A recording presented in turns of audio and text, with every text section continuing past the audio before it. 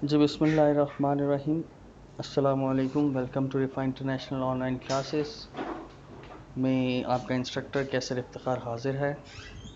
آج ہمارا 4th lecture ہے آن لائن، جس میں ہم ابن سینا کے بارے میں پڑھیں گے.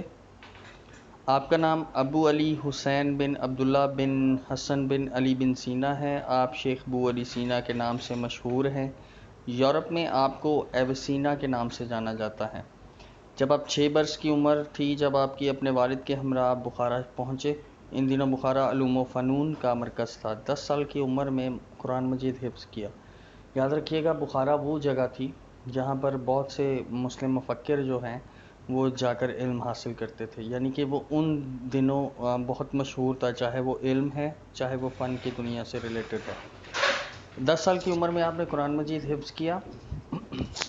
ابن سینا نے مطالعے سے تصوف، طبیات جس کو فزکس بولتے ہیں، فلکیات، ریاضی، موسیقی اور ما بعد الطبیات میں اس درجہ کمال حاصل کیا کہ بڑے بڑے اساتذہ آپ کی علمیت کی مثال دینے لگے. 21 برس کی عمر میں آپ نے مختلف علوم میں کمال حاصل کر لیا اور تصنیف و تالیف کا کام شروع کر دیا. آپ کی تصانیف کی تعداد 100 سے زیادہ ہے. آپ کی کتاب الشفا 18 جلدوں پر مشتمل ہے. اسے جامع العلوم یعنی انسائکلوپیڈیا کی حیثیت حاصل ہے. یاد رکھیے گا، ایک سے زیادہ یعنی کہ بکس ہو جائیں تو اس کو انسائکلوپیڈیا میں کی حیثیت مل جاتی ہے. اس میں مختلف علوم، فلکیات، طبیات، ما بعد الطبیات، کیمیا، ریاضی، موسیقی اور حیاتیات جیسے مضامین پر بحث کی گئی ہے. اس میں ان کی بہت سی تصانیف کے ترجمے یورپ کی کئی زبانوں میں چھپ چکے ہیں. آپ ابو ریحان البیرونی کے ہمراہ سلطان محمود غزنوی کے دربار میں پہنچے. بعد میں آپ درس و تدریس اور تصانیف اور تالیف میں مصروف رہے. وفات سے پہلے سارا مال و دولت اللہ کی راہ میں صدقہ کر دیا، غلام آزاد کر دیے اور تلاوت قرآن پاک کا معمول بنا لیا. تعلیمی تصورات میں کیا ہے؟ ابن سینا عقل اور منطقی استدلال کو علم کے حصول کا صحیح ترین ذریعہ قرار دیتے تھے. یعنی کہ وہ کہتے تھے کہ عقل ہوگی تو علم حاصل کرو گے. ان کے خیال میں عقل ہی حواس خمسہ کے ذریعے حاصل کردہ معلومات کو علم کی منظم صورت میں پیش کرتی ہے. منظم ہوتی ہے ایک طریقہ کار، یعنی کہ ایک جس میں کوئی ترتیب کہہ لیں. عقلی اور منطقی استدلال صحیح معیار ہے اور علم کی بنیاد ہے. ان کا تصور یہ تھا کہ علم کا سر چشمہ عقل مؤثر ہے اور عقل مؤثر کے ساتھ ہم آہنگی کے نتیجے میں علم حاصل ہوتا ہے. عقل مؤثر انسان کے طبعی میلان اور فطری صلاحیت کے ساتھ مل کر چھٹی حص کی صورت اختیار کر لیتی ہے اور علم کو قابل فہم شکل میں پیش کرتی ہے. دیکھیں، جو اللہ پاک کی طرف سے آپ کو ایک آج دیکھیں حواس خمسہ تو 5 ہیں، اس سے آگے کوئی بات ہو تو اس کو ہم چھٹی حص قرار دیتے ہیں. ان کا تصور قدر اللہ تعالیٰ کی حاکمیت اور انسان کی عبودیت کے محور کے گرد گھومتا ہے. نظام تعلیم میں اسی قدر کو نصب العین کی حیثیت حاصل ہے. عبادات اسلامی کی پابندی، فکر و عمل میں خلوص اور رضا الہی کو مقاصد تعلیم میں بنیادی اہمیت حاصل رہے گی. ٹھیک ہے، آگے بات کرتے ہیں مقاصد تعلیم. ابن سینا کے بنیادی فلسفیانہ تصورات سے مندرجہ ذیل مقاصد تعلیم اخذ کیے جا سکتے ہیں. ابن سینا کے نزدیک تعلیم کا سب سے اہم اور بنیادی مقصد رضا الہی کا حصول ہے، اور تمام بنی نوع انسان کو وصیت کرتے ہیں کہ سب سے پہلے اور سب سے آخر میں اللہ تعالیٰ کو یاد رکھا جائے.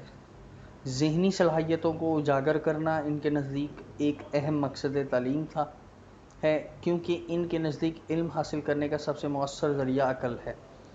وہ کہتے ہیں کہ اگر انسان عقل کے ذریعے علم حاصل کرے تو وہ کبھی غلطی نہیں کر سکتا. عقل ہے تو وہ علم حاصل کرے اور وہ کوشش کرے کہ اس میں کوئی غلطی نہ ہو. ابن سینا کے خیال میں علم و عقل میں مطابقت بہت ضروری ہے. ان کے نزدیک بہترین عمل وہ ہے جن کی بنیاد خلوص نیت اور علم پر رکھی جائے. وہ چاہتے ہیں کہ علم اور عمل میں ہم آہنگی پیدا کی جائے. ان کا خیال ہے کہ جو علم حاصل کیا جائے اس پر عمل بھی کیا جائے. اس کی نظر میں علم کے بغیر عمل بیکار ہے. لہٰذا علم و عمل میں ہم آہنگی کو ضروری قرار دیتے ہیں. نصاب تعلیم پھر بات کرتے ہیں نصاب تعلیم پر. راستہ، تعلیم کا راستہ، ابن سینا نے براہ راست نصاب کے حوالے سے کوئی بات نہیں کی، لیکن علوم کو 3 مدارج میں تقسیم کیا ہے: اعلیٰ علوم، دنیوی علوم، وسطی علوم، جس میں اعلیٰ علوم کیا ہے؟ وہ علوم جو حکمت و دانش پر مبنی ہیں، ان میں فلسفہ، منطق اور اخلاقیات جیسے علوم شامل ہیں جن کا مادے سے کوئی تعلق نہیں ہے۔ دنیوی علوم جن کا مادے سے تعلق ہے، مثلا علم کیمیا، علم طبیات اور علم طب وغیرہ۔ وسطی علوم وہ علوم جو بعض خصوصیات اور پہلوؤں سے مادی دنیا سے تعلق رکھتے ہیں اور بعض خصوصیات اور پہلوؤں سے ما بعد الطبیاتی حیثیت رکھتے ہیں، مثلا علم ہندسہ، علم فلکیات، فن موسیقی اور حساب وغیرہ۔ پھر بات کرتے ہیں جی حکمت تدریس۔ ابن سینا کی حکمت تدریس کی کوئی تفصیل تو دستیاب نہیں، لیکن وہ عملی مدرس تھے، طب اور فلسفہ کو درس دیتے تھے۔ ان کی عملی زندگی پر نظر ڈالیں تو معلوم ہوتا ہے کہ انہوں نے اس زمانے کے عام اساتذہ کی طرح رات کا ایک حصہ مطالعے کے لیے وقف کر رکھا تھا۔ ان سے پچھلے مفکر کے بارے میں ہم نے پڑھا تھا کہ بھئی وہ کہتے ہیں کہ جو بیسٹ وے ہے وہ رات کا جو پچھلا پہر ہے، یعنی کہ فجر کا ٹائم کہہ سکتے ہیں، اس میں سب سے اچھا ہے اگر آپ مطالعے کو ٹائم دیں۔ اور انہوں نے یہ بھی کہا ہے کہ ہر ٹائم پڑھنا نہیں ہے، آپ نے پڑھائی کو ایک ٹائم دینا ہے، ہر کام کو اس کے مقررہ وقت پر کرنا ہے۔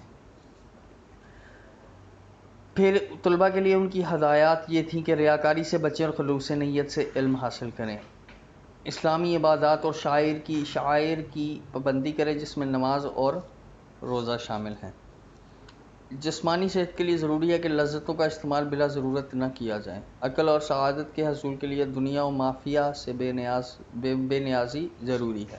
یعنی کہ انہوں نے کہا اگر عقل چاہتے ہو تو جو دنیا ہے اس کی فکروں سے اپنے آپ کو آزاد کریں، جو مافیہ ہے اس سے بے نیازی بہت ضروری کہا گیا ہے۔ استاد اور شاگرد کے تعلقات انہوں نے ایک وصیت میں ایسا لایا عمل دیا ہے جو شاگردوں کے لیے خصوصی اہمیت کا حامل ہے۔ فرماتے ہیں کہ تم کو سب سے پہلے اور سب سے آخر میں خدا کا خیال کرنا چاہیے اور اپنی آنکھوں میں اس کے دیدار کا سرما لگانا چاہیے، اس کے بعد پاؤں جما کر کھڑے رہنا چاہیے۔ تم کو معلوم ہونا چاہیے کہ سب سے بہتر حرکت نماز، سب سے بہتر سکون روزہ، سب سے مفید نیکی صدقہ اور سب سے رائگاں کوشش ریاکاری ہے۔ یہ انہوں نے کچھ باتیں فرمائی ہیں جس میں انہوں نے استاد اور شاگرد کے تعلقات کو بھی یعنی کہ اس سے بھی پردہ ہٹایا ہے۔ بحث و مباحثہ میں مشغول رہنے سے دل کا زنگ دور نہیں ہوتا۔ بہترین عمل وہ ہے جو خلوص نیت سے کیا جائے، اور بہترین نیت وہ ہے جو علم سے پیدا ہو۔ لذتوں کا استعمال صرف اس غرض سے کرنا چاہیے کہ طبیعت کی اصلاح ہو، آدمی کا وجود قائم رہے یا نوع کو بقا حاصل ہو، ان کے ساتھ قواعد شرعیہ کی پابندی میں خلل نہ آنے پائے، اور جسمانی عبادات کا ہمیشہ پابند رہنا چاہیے۔ اچھا، یہاں پر ایک اور میں بات ڈسکس کرتا چلوں بچے، کہ انہوں نے جو استاد اور شاگرد کا تعلق بتایا ہے نا، آج کل کے دور میں آپ دیکھ رہے ہیں کہ استادوں کا کیا احترام رہ گیا ہے، یار کر کے تو ان کو بلایا جاتا ہے، نہ ان سے کوئی ان کے درمیان میں ڈفرینس ہے، وہ سمجھتے ہیں یہ ہمارے استاد نہیں دوست ہیں۔ تو انہوں نے اس بات پر بہت زیادہ زور دیا ہے کہ استاد اور شاگرد کے اندر بہت زیادہ ریلیشن شپ یعنی کہ وہ ڈفرینس ہونا چاہیے، یعنی کہ جو کام آپ استاد سے سیکھنا ہے نا آپ نے، تو اسی پروسیس کو مد نظر رکھتے ہوئے اس سے بات چیت کی جائے، ٹھیک ہے۔ ایک لہٰذا ایک وہ کہتے ہیں کہ ایک ڈفرینس کریٹ ہونا چاہیے استاد اور شاگرد کے درمیان میں، ٹھیک ہے بچے جی۔ یہ آج کا ٹاپک تھا، اس میں سیکھنے سکھانے والی کوئی بات میرے بتانے والی تو ایسی کوئی نہیں تھی، کیونکہ یہ خود سے ہی ایک بڑی اچھی طریقے سے انہوں نے خلاصہ تحریر کر دیا ہے ابن سینا کے بارے میں، ٹھیک ہے جی۔ اس کو بار بار ایک بات کی جاتی ہے کہ جب آپ نے اس کا کرنا ہے، آپ نے کیا کرنا ہے،